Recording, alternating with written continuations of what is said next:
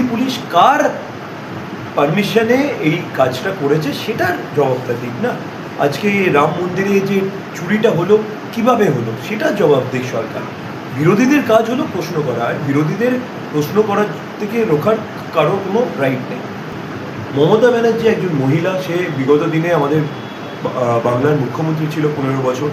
তাকে Z category হোক বা যেটাই সবথেকে হাইয়েস্ট ক্যাটাগরির সিকিউরিটি হোক সেটা দেওয়া উচিত। ঝাড়খণ্ডেও যে স্টুডেন্টরা যে আন্দোলন করছে সেটাকেও তিনি সমর্থন দিয়েছেন, কারণ তিনি প্রথম দিন থেকেই বলেছেন যেখানেই এডুকেশন নিয়ে কোনো রকম জটিলতা হচ্ছে বা কোনো রকম গাফিলতি হচ্ছে, কোনো রকম স্ক্যাম হচ্ছে, সেখানে তিনি স্টুডেন্টদের পাশে দাঁড়াবেন। মমতা ব্যানার্জি রাজনৈতিক একটা লড়াই বাংলার মানুষ দেখেছে, 50 বছরের উপরে তার পাবলিক লাইফ আছে, তিনি হয়তো তার গ্রহণযোগ্যতা হয়তো বাংলার মানুষের কাছে আছে, কিন্তু তার সঙ্গে এবং তার সঙ্গে যে ভাইপো অভিষেক ব্যানার্জি আছে তার কিন্তু গ্রহণযোগ্যতা বাংলার মানুষের কাছে নেই। দাদা, আমরা দেখলাম যে গিরিরাজ সিং এনডিএর একজন গুরুত্বপূর্ণ এমপি, তিনি বলেছেন যে কংগ্রেস পার্টি তারা সংসদের ভেতরে প্রশ্নের মুখোমুখি হতে ভয় পাচ্ছে এবং তারা বাইরে আন্দোলন করছে, যেটা পুরোটাই আর কি কৃত্রিম। দেখুন, সবার প্রথমে তো গিরিরাজ সিংয়ের রাজনৈতিক ইতিহাসটা ভারতবর্ষের মানুষ খুব কাছ থেকেই দেখেছে। আজকালকার দিনে কীরকম ভাষা ইউজ করে বা তার কীরকম সংসদ হয়ে কীরকম কথাবার্তা, সেটা ভারতবর্ষের মানুষ পুরোপুরি জানে। গিরিরাজ সিং কীভাবে মহিলাদেরকে সম্মান দেয় না বা বিরোধীদেরকে সম্মান দেয় না। আপনাদের কাছে যে বক্তব্যটা আপনি দেখালেন এবং যেটা নিয়ে আমাকে প্রশ্ন করছেন, দেখুন, বিরোধীরা পালাবে কেন? বিরোধীদের কাজ হলো প্রশ্ন করা। আমরা তো সরকারে নেই, আমাদের কাজ হলো যে ভুলগুলো আজকে দেশে হচ্ছে সেটা নিয়ে গভর্নমেন্টকে প্রশ্ন করা। আর সেটা আমরা সংসদেও করতে পারি, সংসদের বাইরেও করতে পারি, আমাদের যেখানে ইচ্ছা আমরা সেখানে করতে পারি। এটার জন্য আমাদের কারোর পারমিশন দরকার হয় না। গভর্নমেন্টের কাজ হলো গভর্নমেন্টকে সলিউশন দিতে হবে। গভর্নমেন্টের অন্য কোনো কথা তাদের মুখে মানায় না। সেটাই ভারতবর্ষের যিনি বিরোধী দলনেতা রাহুল গান্ধী কংগ্রেসের তরফ থেকে তিনি সেই কথাটাই বলছেন। তিনি কত বড় নেতৃত্বস্থানীয় মানুষ যে তিনি ঝাড়খণ্ডেও যে স্টুডেন্টরা যে আন্দোলন করছে সেটাকেও তিনি সমর্থন দিয়েছেন, কারণ তিনি প্রথম দিন থেকেই বলেছেন যেখানেই এডুকেশন নিয়ে কোনো রকম জটিলতা হচ্ছে বা কোনো রকম গাফিলতি হচ্ছে, কোনো রকম স্ক্যাম হচ্ছে, সেখানে তিনি স্টুডেন্টদের পাশে দাঁড়াবেন। এই কথাটা তার প্রথম দিনের থেকেই তার একই কথা আজকে চলছে, আজকেও এখানে দাঁড়িয়ে তিনি সেই কথাই বলেছেন।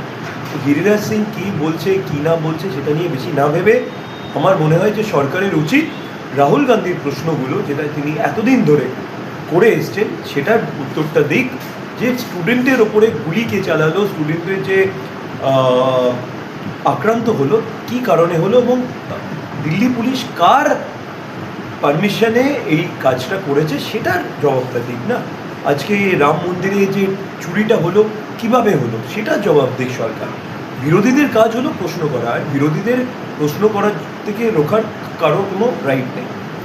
আমরা বাংলার প্রেক্ষাপটে দেখতে পাচ্ছি শুভেন্দু অধিকারী সরকার আমলে একাধিক জায়গা থেকে টাকা উদ্ধার হচ্ছে, তৃণমূলের বিভিন্ন নেতা গ্রেপ্তার হচ্ছে, তো সরকারের এই ভূমিকাকে কি আশাবাদী চোখে দেখছেন? দেখুন, আমাদের মাননীয় প্রদেশ কংগ্রেস সভাপতি শুভঙ্কর দা একটাই কথা বলেছিল যে একটা নতুন সরকার এসছে, 100 দিন তাদেরকে আমরা সময় দেবো। 100 দিনে যে কাজগুলো আপনি যে প্রশ্নগুলো আমাকে করলেন, যে টাকা ধরা পড়ছে, তৃণমূল নেতৃত্বর কাছে ধরা পড়ছে, এটা তো বাংলার মানুষ জানতো। বাংলার মানুষ প্রথম দিন থেকেই জানতো যে তৃণমূল সরকার চোরের সরকার, তাই জন্যই তাদেরকে সরানো হয়েছে। এই 1:1 লড়াইটা হলো কেন? বাংলার মানুষ তৃণমূলের উপরে তিতিবিরক্ত হয়ে গেছে, তাই তারা চেঞ্জের জন্য বিজেপিকে ইচ্ছা করে বা মন থেকে তারা ভোট দেয়নি। তাদের ইচ্ছা ছিল যে তৃণমূলকে হারাবে, তাই তারা এই বিজেপি সরকারকে এনেছে। এবার টাকা ধরা পড়ছে, কিন্তু টাকা ধরা পড়াটা বড় কথা নয়।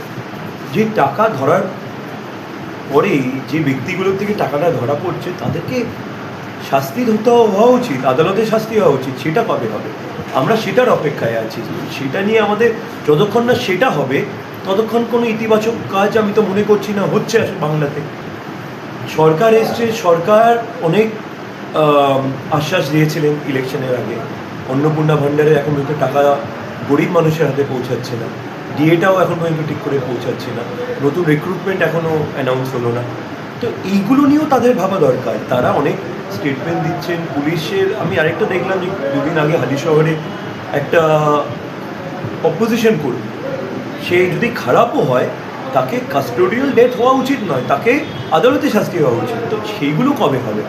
আমরা চাই না যে যে ন্যায়রাজ্যর বিরুদ্ধে সেই দিন বিরোধীরা দাঁড়িয়েছিল 4ই মের আগে, সেই নৈরাজ্য কি আবার শুরু হবে? সেই নৈরাজ্য যেন শুরু না হয়, সেই জন্যই কংগ্রেসের কথা বলে যাবে, এবং কংগ্রেস তার যেটা আমরা তৃণমূলের সময়ও বলে এসেছি, আজকেও কিন্তু আমরা সেটার বিরুদ্ধেই কিন্তু আমরা বলবো। আমরা যদি আজকে গভর্নমেন্ট কোনো ভালো কাজ করে, সেখানে তো আমাদের মাননীয় সভাপতি বলেছেন যে আমরা সরকারের পাশে আছি। বিগত দিনেও তিনি বলেছিলেন যে মমতা ব্যানার্জি সরকার যদি ইন্ডাস্ট্রি নিয়ে এসে চাকরি করতে পারে, তাহলে কংগ্রেস সেটার সমর্থনে থাকবে। এটা একটা অপোজিশন পলিটিক্স, যেটাকে বাংলার মানুষের গ্রহণ করা উচিত। যে আমি বিরোধিতা করব, কিন্তু কি কারণে বিরোধিতা করব সেটা বাংলার মানুষকে এবং জনগণকে আমরা জানিয়ে করছি। যেটা ভুল, সেই ভুলটাকে আমরা সামনে রেখে করছি। যেটা সঠিক সেটাকে আমরা সমর্থন দেবো, কিন্তু সেটা এই মানে নয় যে আমরা বিজেপিকে সমর্থন দিচ্ছি। আমাদের কাজ হলো সবসময় ভুলটাকে ধরা, ভালোটাকে বাংলার মানুষ রায় দেবে যেটা ভালো না খারাপ। দাদা, একদম শেষ প্রশ্ন করব, সেটা হচ্ছে মমতা ব্যানার্জির ওপরে আক্রমণ হয়েছে। মমতা ব্যানার্জি একসময় কংগ্রেসের দাপুটে নেত্রী ছিলেন, যুবনেত্রী ছিলেন। আমরা ভবিষ্যতে কি বিজেপি বিরোধী লড়াইতে কংগ্রেস এবং তৃণমূলকে কোথাও গিয়ে এক সূত্রে পাবো? যেহেতু সোমেন মিত্রদের মতো নেতৃত্বের সহযোগী হিসেবে আমরা মমতা ব্যানার্জিদেরকে একসময় বাংলার রাজনীতিতে দেখেছি। দেখুন, এটা একটা বড় প্রশ্ন করে ফেলবেন আপনি। কোনো মহিলা বা কোনো অপোজিশনের উপরে অ্যাটাক আমরা কোনোদিন সাপোর্ট করি না। আমরা তো এটাই আপনাকে বারবার করে বলছি। বিগত দিনে যখন তৃণমূলের সময় ছিল, যখন বিজেপি তো 2021-এ আসলো, তার আগে তো যারা কংগ্রেসের ঝান্ডা ধরতো, কংগ্রেস থেকে জিততো, তাদের উপরে বিভিন্নভাবে অ্যাটাক হয়েছে, খুব খারাপ অ্যাটাক হয়েছে। আমাদের অনেক কর্মীদেরকে নেতৃত্বস্থানীয়, আপনি জানেন, তপন কাণ্ডুকে খুন করে মারা হয়েছে। তো আমার প্রশ্ন একটাই, আপনি যে প্রশ্নটা করেছেন সেটার উপরে আমার একটাই জবাব হলো, যে কোনো নৈরাজ্যে, যে কোনো আক্রমণে অপোজিশনের ওপরে আমরা সেটা বিরোধিতা করি। মমতা ব্যানার্জি একজন মহিলা, সে বিগত দিনে আমাদের বাংলার মুখ্যমন্ত্রী ছিল 15 বছর। তাকে জেড ক্যাটাগরি হোক বা যেটাই সবথেকে হাইয়েস্ট ক্যাটাগরির সিকিউরিটি হোক, সেটা দেওয়া উচিত। এটা আমাদের গণতন্ত্রে আমার মনে হয় বিরোধীদের সবসময় দেওয়া উচিত। তিনি বিগত দিনে মুখ্যমন্ত্রী ছিলেন, আজকে হয়তো তিনি হেরে গেছেন, কিন্তু তাকে নিশ্চয়ই সিকিউরিটি দেওয়া উচিত।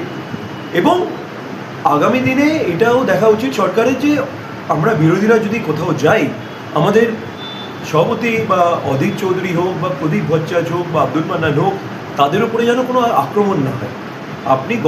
আমরা গণতন্ত্রে বিশ্বাস করি, আপনারাও যদি গণতন্ত্রে বিশ্বাস করেন, তাহলে আপনাদের সরকার আজকে, আপনাদের পুলিশ আমাদেরকে প্রোটেকশন দেওয়া দরকার। আর আপনি যে প্রশ্নটা করলেন সেটার কোনো, দেখুন, আপনাকে যেটা বললাম, 15 বছর মমতা ব্যানার্জি আমাদের হাত ধরেই সরকারে এসেছিলেন, কিন্তু তিনি আমাদেরকে ভুলে গেলেন।